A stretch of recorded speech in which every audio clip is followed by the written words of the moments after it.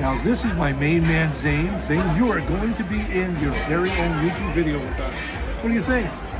Can you say hello to everybody? Say hello to everybody. Hello. Say, and now we are ketchup buddies. We are ketchup buddies. All right.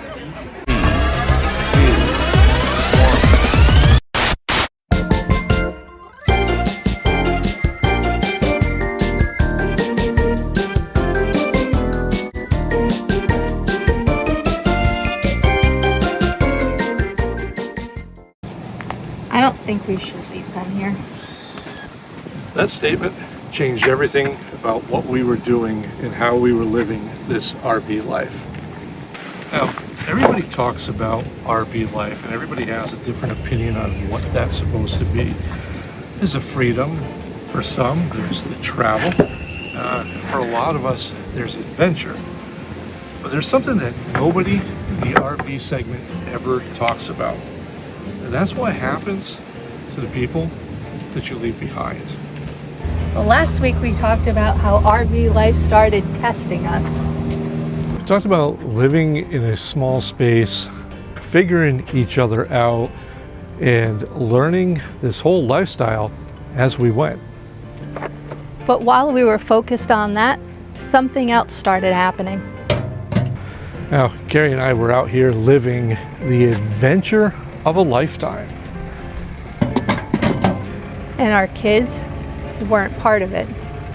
About 10 months in, it hit us.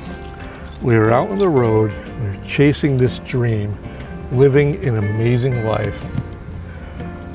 But we realized that we left a huge part of our life behind. So we decided it was time to go back home. So we did what anybody in our stage of life would do. We headed back to New Hampshire. And when we got there, we weren't prepared for what we saw. That small town feel, it was gone, and it was replaced by something else. And then we saw it. 3 people in the middle of the road yelling at people that weren't even there. And then you have to understand that this was happening right outside of where our daughter had worked, in a place that was beautiful prior to us leaving just a short time ago. And then I saw Carrie crying, and she said, "Bob, we can't leave these kids here." So we did what anybody else would do at that point. We started asking questions. We started reaching out to former colleagues, former neighbors, former friends, and saying what is going on with the area. And what we learned was, well, what a lot of the country was dealing with was a bigger issue of people that were basically strung out, and it hit that area exceptionally hard. Now, we always knew that there was a fine line on the Vermont and New Hampshire border with this epidemic that seems to be going across the country, but we never really thought it would hit in such magnitude that it hit in this small town area. And that's when we realized that we legitimately needed to do something. So we sat down with the kids and we made them an offer. We will move you down to South Carolina. Now, South Carolina was an area that we were becoming increasingly familiar with and spending more and more of our time in. We knew a lot of people, we knew the local area, and we felt that we could help our adult children settle into a more suitable lifestyle. And it was an area that was suitable for us to be in if they ever needed any kind of help year-round. And fortunately, they both looked at us and said, absolutely, we're in. And just like that, we were moving them. We documented the entire thing. Now, if you want to go back and check that out, maybe Bob will put it here. If not, it's in the library. And that was a huge moment for us. Not only were we doing what we thought was right, we were doing it as RVers, and we were doing it as parents, and we got to share some amazing travel days with those kids. And we also, as Carrie mentioned, shared it with you. And what we didn't show you was a year later, everything changed again. Here's the crazy part. They didn't just adjust to living down south, boy, they thrived. And then it hit us. kind of like a slap in the face. I'm not going to lie about it or sugarcoat it. We were kind of shocked when they made this announcement that, well, it was time for them to leave South Carolina after 12 months. That lease, as soon as it was up, they were out of there. They wanted to start their own adventures. Now, once we calmed down and realized that they're adults now and they can do their own thing, and sometimes being butthurt isn't always the answer as a parent, we realized something very strong that day, because it hit us that we didn't just help them adjust, we launched them into a whole new world. And this is the part nobody talks about. RV life isn't just about where you go, it's also about the people that you leave behind. There's guilt, there's fear, there's second guessing every decision. But sometimes the hardest decisions produce the best outcomes. And that brings us to where we are today. Quick question for you. Doesn't Humphrey look so much bigger in this space? Well, she's going to try to fool you by telling you that that is Humphrey. That's not. It's actually Goliath. We're actually here about 2 weeks later because, well, we've been on quite a journey, quite an adventure. And we can't even go with the back and forth format because we have so much news to share with you guys. So I bet you're wondering who that young man was at the beginning of this video. That is my newest family member. Oh, Zane. That's Zane. Hi, Zane. And Zane, if you're making it this far in the video, we say hello. And it was an absolute pleasure not only meeting you, but getting to welcome you to the family. Which brings us to where we are today. Carrie, where are we? We are in Ocean Lakes RV Resort here in Myrtle Beach. Now, usually when we come back to Myrtle Beach, there's a reason, because we usually have an agenda. One of them is Miss Thing's heart condition, which we're going to update everybody next week, because boy, do we have a doozy for you. But we're going to keep this video positive because a lot has happened over the past 2 weeks. Now, we just came off of our second cruise for the season, and we were on board. We were on the Carnival Mardi Gras, and it is huge. I mean, it is actually the biggest ship we've been on to date. Now, in Life Redesigned fashion, we stopped recording because sometimes life is about being in the moment and not recording the moment. And what made this cruise really special to us was we got to share it with, oh my gosh, our son RJ. And not only was RJ there, but his special lady friend Danny joined him for this cruise. And along with that, was Danny's parents, Danny's sister and her brother-in-law, and her niece and nephew, and her niece's friend. There was in total 11 of us tearing up this cruise ship, which it was quite comical because these were all people we hadn't met yet, and we had only actually met Danny. Hello, Danny. Prior to this, so it's been quite a whirlwind adventure. So we had a cruise. We ended up, if you follow us on social media, you already know, but we ended up in... We're in Honduras. Honduras. We ended up in Cozumel again. And then we ended lastly in Celebration Key, which is really nice. So I bet you're wondering, well, what the hell does this got to do with the opener of this video? And the timing could not have been better, as we talked about the children, we say children, they're adult children if this is your first time joining the channel, being left behind and what had happened. Now, some of that, we watched those clips back, and we've been doing this back and forth format to help with Carrie get through some of these videos because some of them become a lot more to produce and whatever. So by breaking them down into smaller chunks, has been able to help Carrie get through her situation. And so. But I think this one we might have skipped something that made all of this, you know, like it was a flawless thing, but Absolutely. It wasn't. So we want to be transparent with y'all, and that's a big thing for us, is that it's easy to get out here and say, hey, look, life is great and everything, but there's times where life just sucks. And I'm going to back up to a minute for the Myrtle Beach portion of that. and the kids wanting to move on their own. And I'm just going to come out and say it. I was not a happy camper at the time. I was pissed. Amelia, when she came down, it was dropped, and what we never explained to anybody, it's kind of dropped in our lap that, well, she had a boyfriend. And this boyfriend apparently was a bigger deal than what we were initially led to believe. And not only did we get a place for our son and our daughter, the boyfriend was now jumping in. And to make matters worse, this boy, I hated him. I absolutely just did not like him from jump. It was just something about it, and any father out there is going to know what I'm talking about. This wasn't about us being better than somebody. This was just about this boy not being the right fit for my daughter, period. He was a Klingon, honestly, to someone who was and is very successful at a young age. So that being said, Amelia has a heart of gold, and this boy said the right things, and the boy moved in and caused kind of a rift in the structure between her and her brother, because it was a third party, and then it was like 2 against 1 in the apartment. So when the time came for the lease to come up, well, our daughter had broken the lease and she didn't tell me. And I found out very last minute. We're going to turn around, we get a dead end. Dead end. There we go.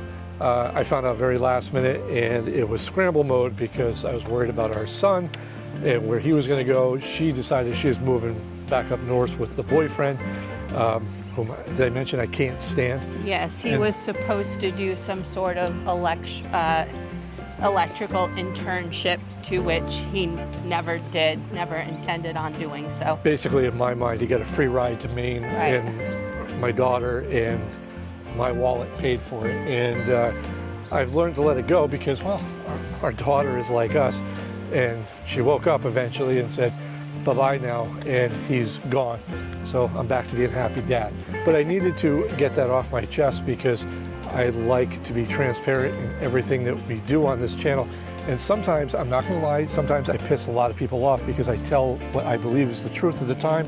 And if you can handle it, great. And if you can't, I'm sorry. But I'm never going to cave on that, and I can't. Yeah, I'm just gonna let that go. So anyhow, we're back to vlogging. So after all that, it left us in a weird position that Amelia was moving back up to Maine, and our son, what are we gonna do? So at the same time, now for those of you who've been along the channel for a long time, knew that our son worked for the same company that I do. And I've been there for 15 years, and our son was there over 10. Yeah. And around this time, he had found out that the division that he worked remotely for, out of one of our New Jersey divisions, had closed. And so there he was without a job and without an apartment at some point, right? And that's when life comes in. And you'll hear us talk from time to time. I'm always famous for blowing her up with the universe shall provide. Absolutely. And it was right around this time that my son said, what the hell? And I keep saying my son, these are our kids. It's my boy. And he said, you know what? I've got no job. I'm not going to have an apartment. And there's this girl that I'm interested in. And he normally wouldn't have gone for it, but he made a decision that day in February or wherever it was, and he went for it. And that's when he met Danny, and they went on their date. And from what I'm hearing, it was literally love at first sight. And it was so weird how it happened because, you know, you're both on Facebook, you have, you know, whatever. And for some reason that night, and you have to understand and know my son, our son, to know that he is very shy. And this is something out of the ordinary that he would have never done. So Danny had contacted him and said, hey, do you want to go for a walk? And he's like, yeah, F it. He goes, I got nothing going on, let's go. So he took that leap and he went on that walk, Yeah. and that walk turned into a relationship. And it also turned into something interesting because at about that time, it was Danny wanted to move to Alabama. And our son, being our son, was like, well, I'm all in. So they moved to Alabama. and they've been living there for about the past year. Yep. And we've gone and we spent a month in Alabama with them, and we've gotten to know Danny and the dogs and everything really well. And that's what brought us to the cruise, because we were, after we booked the first cruise, which was supposed to be just for us, this family came and said, hey, would you like to join us? We're all going on a cruise together. Would you like to join us? And we joined them. And okay, this is where we get to say what the hell's going on. You're sticking around this long. This is our life, right? You ready for it? Our son hits us with it. Hey, Mom, Dad, do you like Danny? And we're like, yeah, she's okay. I kid, Danny's a great girl. More than okay. And we're like, absolutely, we love this girl. What's up? And he says, well, on this cruise, I'm going to ask her to marry me. And we were just, I mean, we both just melted. Like, okay, but we had to keep this quiet. I mean, how long was it, Bob? I mean, it's been we months. knew for quite some time. It's been months. And, well, on this cruise, our son, being our son, he had his ring in hand. The reason we didn't film on the cruise because it was chaos. We got to the terminal, we met them there, and RJ left the ring in the car. So him and I had to go back. We had to come up with an elaborate story as to why we were leaving the terminal to go back to the car, because we've got to get the ring. And in true fashion, he picked a excursion, and it was to be on the last day of the cruise. Yeah. So Miss Thing here needed to keep her mouth shut the entire time. You know how difficult that was? So difficult. And the time came when we were in, where were we? Celebration Key. And we actually had to work some magic around changing some last minute excursion plans because things happen, right? And well, while he was out on that excursion, he stopped at a beach, and boom, he popped the question. And there was no doubt ever where she stood with this, and she said, absolutely. I'm quite sure she said just yes, but for this, we'll say absolutely, and that's what happened. Well, we got to back up a little bit. So RJ had this whole plan for the excursion because the original one was supposed to be in the afternoon, and he was going to talk to Danny's dad in the morning because he was like, if I talk to him any sooner, he's going to blow the whistle and everybody's going to know. Well, they couldn't because now their excursion is first thing in the morning, so he didn't have a chance to go talk to his dad yet, her dad yet. So this was just chaos through the whole time. Now, I got to back up a few minutes prior to that. Our first port of call was Honduras, and Carrie ended up in the hospital. We'll cover that next week. So there was all kinds of emotions and everything on this cruise, and normally we would have tried to document as much as we can, but I did get a picture of the two of them shortly after as they came back, and her showing off her bling, and just like that, boom, overnight, our whole family grew by at least 11 people that we know of, and I have a feeling there's a hell of a lot more that we have to meet. And that brings us back to Myrtle Beach. So we are here, we swapped rigs, as you could tell from the opener, and we have an incredible journey going on that all starts, well, tomorrow with her cardiologist appointment, because we have to wrap that up as well. It's been a crazy week, but this kind of tied into the video that we were making, which was about leaving people behind. And sometimes if you guys are starting on this journey of being full-time RVers and stuff, and you're worried about that, sometimes you have to trust the process and let them become their own people.